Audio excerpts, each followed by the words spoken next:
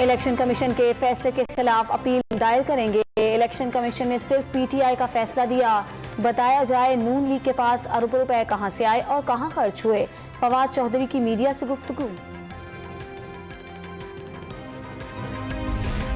عالمی بنارسی ٹھگ غیر ملکیوں سے غیر قانونی ڈالر لیتے پکڑے گئے۔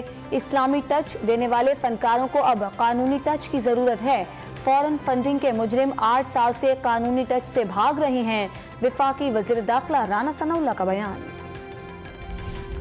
P T I political party order 2002 کے تحت فورن ایڈز پارٹی ڈکلیئر ہو گئی۔ الیکشن کمیشن کے فیصلے کے تحت عمران خان نے 5 سال جھوٹا بیان حلفی جمع کروایا۔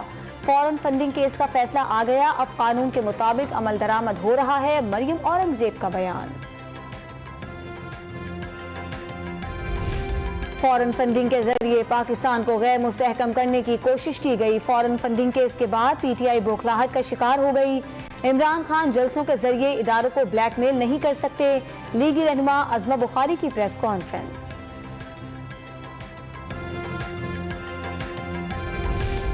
الیکشن کمیشن میں رات گئے غیر معمولی اجلاس۔ حکام نے پی ٹی آئی ممنوعہ فنڈنگ کیس کے ریکارڈ کا جائزہ لیا۔ تحریک انصاف کے رہنماؤں کے خلاف کارروائی کے لیے ایف آئی اے سمیت مختلف اداروں نے الیکشن کمیشن سے ریکارڈ مان رکھا ہے۔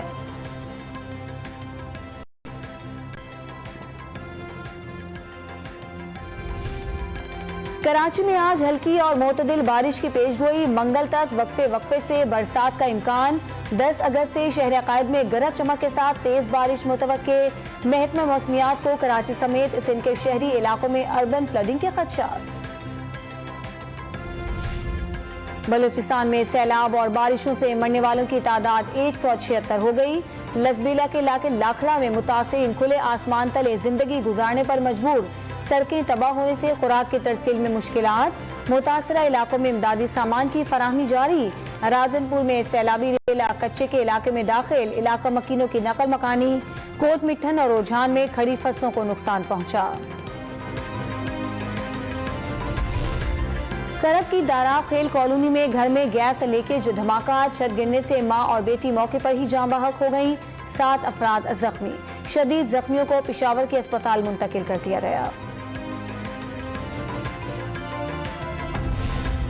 امام حسین رضی اللہ تعالیٰ عنہ اور ان کے ساتھیوں کی قربانیوں کو خراج عقیدت پیش کرنے کے لیے ملک بھر میں جلوس اور مجالس کا اہتمام۔ لاہور میں 8 محرم کا جلوس موری گیٹ سے برآمد ہو کر منزل کی جانب رواں دواں۔ مرثیوں اور نوح خانی میں کربلا والوں کے مسائب بیان کیے گئے۔ کراچی میں مرکزی جلوس نمائش چورنگی سے برآمد ہوگا۔ کورونا وائرس کے وار مزید ہلکے، مسلسل دوسرے دن بھی کسی مریض کا انتقال نہیں ہوا۔ مثبت کیسز کی شرح 3% سے کم ہو گئی۔ 24 گھنٹوں کے دوران 644 نئے کیسز رپورٹ۔ اور کامن ویلتھ گیمز میں پاکستانی ایتھلیٹ ارشد ندیم آج جیولن تھرو مقابلوں کے فائنل میں ان ایکشن ہوں گے۔